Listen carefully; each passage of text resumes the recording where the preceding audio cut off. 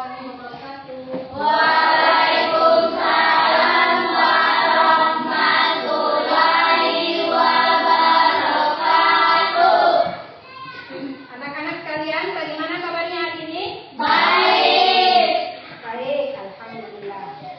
Baik, sebelum kita memulai pembelajaran, maka saya minta salah satu dari kalian untuk bisa membacakan surat Al-Fatihah. Sebelum saya suruh teman kalian untuk membacakan surat Al-Fatihah, saya mau tanya, bagaimana keadaan kalian? Sehat? Sehat. Alhamdulillah. Baik, siapa yang bisa membacakan surat Al-Fatihah untuk memimpin temannya sekaligus membacakan doa belajar? Ya, silakan.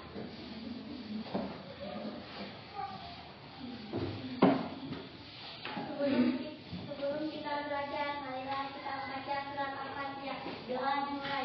Bismillahirrahmanirrahim. Alhamdulillahirabbil alamin.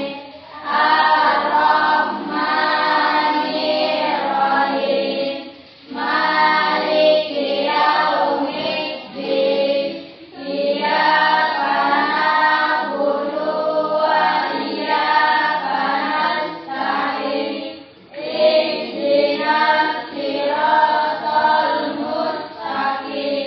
Siratal ladzina an'amta 'alaihim ghairil maghdubi 'alaihim waladdallin. Amin. Marilah kita membaca doa belajar. Doa dimulai. Bismillahirrahmanirrahim. Rabbi zidni ilman warzuqni fahman. Atina ya Allah. Berikanlah aku ilmu dan berikanlah bermanfaat. Amin. Terima kasih. Kita lanjut ke materi yang baru tentang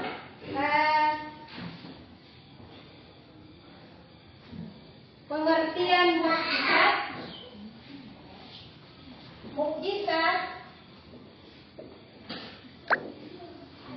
dan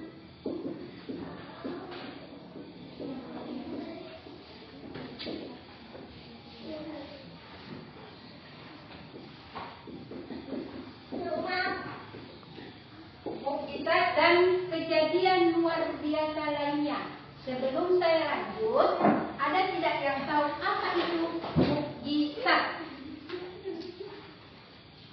Ada yang tahu mukjizat itu apa? Ada yang tahu mukjizat? Oke, mukjizat. Kalian sudah pernah dengar kata-kata mukjizat? Sudah, Bu. Sudah sering dengar kata-kata mukjizat? Sudah. Kata-kata mukjizat sering kalian dengar tapi tidak tahu apa itu pengertian mukjizat.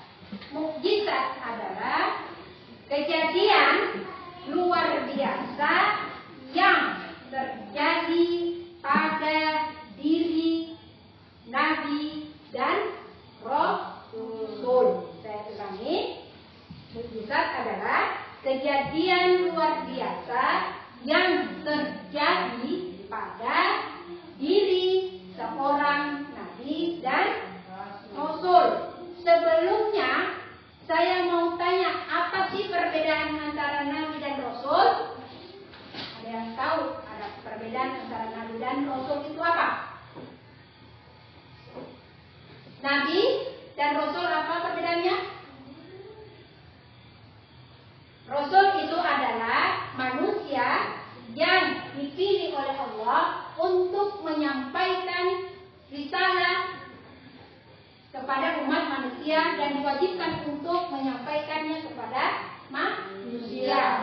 Sedangkan nabi itu adalah manusia terpilih, tapi dia tidak diwajibkan untuk menyampaikan menyampaikan risalah daripada Allah. Oke, itu perbedaan antara nabi dan rasul. Mukjizat itu diberikan kepada nabi dan rasul. Jadi tujuannya mukjizat itu adalah untuk mematahkan dan melemahkan pendapat orang kafir yang menentang risalah daripada Allah. Tuh, contoh kejadian mukjizat. Misalnya saja, mukjizat Nabi Ibrahim misalnya. Nabi Ibrahim itu tidak terbakar api pada saat dia dibakar oleh Raja Namrud. Jadi dia tidak merasakan panas apapun.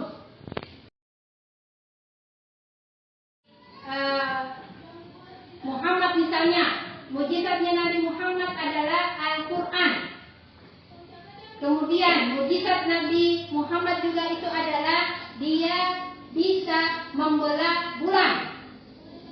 Mukjizat Nabi Muhammad lagi yang lain adalah dari sela-sela tangannya itu bisa keluar air yang digunakan untuk minum para kaumnya. Ya. Oke, selanjutnya kejadian luar biasa lainnya. Apa sih kejadian luar biasa lainnya? Selain mukjizat, ada juga kejadian luar biasa lainnya. Yaitu yang pertama. Yang pertama adalah kejadian luar biasa lainnya itu karomah. Ada yang pernah dengar kata-kata karomah? Karomah. Karomah. Ada yang tahu karomah itu apa? Sudah pernah dengar kata-kata karomah? Kalau irhad, maunah. Karomah adalah sama seperti mukjizat, merupakan kejadian luar biasa. Jadi karomah itu adalah kejadian luar biasa yang terjadi pada seorang yang soleh karena ketaatan dan ketakwaannya. Contoh karomah misalnya terjadi pada para wali-wali. Contoh kalau di Indonesia, kalian pernah dengar yang namanya Wali Songo? Wali Songo? Wali Songo. Wali Songo itu adalah orang yang merupakan orang yang soleh karena ketaatan dan kesalehannya. Wali Songo. Ketaatan dan kesalehannya. Itu Wali Songo. Jadi ada beberapa Wali Songo. Contohnya, kalau di Indonesia kalian dengar Wali Songo ada yang datang dengan Maulana Malik Ibrahim. Apa lagi? Siapa lagi yang pernah dengar? Siapa yang tahu tentang wali-wali Songo? Nama-nama wali-wali Songo? Maulana Malik Ibrahim. Siapa lagi? Sunan Ampel, Sunan Bonang, Sunan Kudus, Sunan Wajah, Sunan Muria, Sunan Gunung Jati, Sunan Kalijaga. Jadi itu nama-nama wali Songo. Kemudian apa itu irhad? Irhad itu adalah sama seperti karomah dan mukjizat, merupakan kejadian luar biasa. Kejadian luar biasa yang terjadi pada diri calon nabi dan rasul. Jadi nabi dan rasul itu belum diangkat menjadi nabi dan rasul. Kenapa? Jadi nabi dan rasul itu belum diangkat menjadi nabi dan rasul. Contohnya misalnya irhad yang terjadi pada Nabi Muhammad. Nabi Muhammad itu pada saat dia masih kecil, dia dibelah dadanya oleh malaikat. Dibelah dadanya oleh malaikat dan dimasukkan kebijaksanaan di dalam dadanya. Kemudian apa itu maunah? Maunah itu adalah kejadian yang luar biasa yang diberikan Allah kepada hambanya yang mengalami kesulitan. Jadi maunah adalah kejadian yang Allah berikan kepada hambanya atau pertolongan yang Allah berikan kepada hambanya yang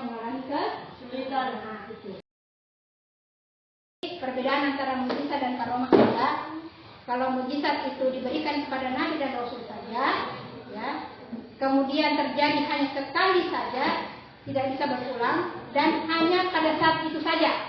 Kemudian kalau karomah itu terjadi bukan pada diri Nabi dan Rasul, yang pertama, yang keduanya adalah dia tidak ada syarat khusus atau langkah-langkah khusus seperti doa dan zikir. Itu kalau karomah. Oke, saya harap kalian paham. Karena tidak ada yang ditanyakan, saya boleh bertanya. Oke. Apa yang dimaksud dengan mukjizat? Siapa yang bisa jawab? Angkat tangannya. Angkat tangan. Oke, silakan. Mukjizat adalah kejadian luar biasa yang terjadi kepada diri seorang nabi dan rasul. Bagus. Tepuk tangan dulu. Kemudian irhas itu apa? Irhas adalah, ada yang tahu irhas itu apa? Ya, silakan. Kejadian yang luar biasa yang terjadi pada diri calon nabi dan rasul. Oke.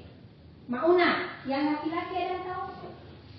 Mauna adalah Kejadian luar biasa yang Allah berikan kepada hambanya yang mengalami Oke, bagus. Hikmah diturunkannya mukjizat dan kejadian-kejadian luar biasa yang lainnya adalah Allah itu ingin memperlihatkan kepada umat manusia bahwa ini salah satu bukti kebesaran daripada Allah.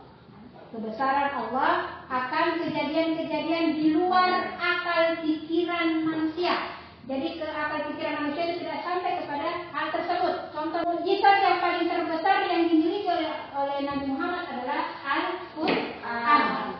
Kenapa Al-Quran menjadi mukjizat terbesar Nabi Muhammad? Karena di dalam Al-Quran merupakan pedoman bagi umat manusia untuk menjalankan aspek kehidupannya. Jadi dari hal-hal yang terkecil sampai hal yang terbesar itu diatur di dalam Al-Quran. Contoh Al-Quran itu mengatur soal makan saja.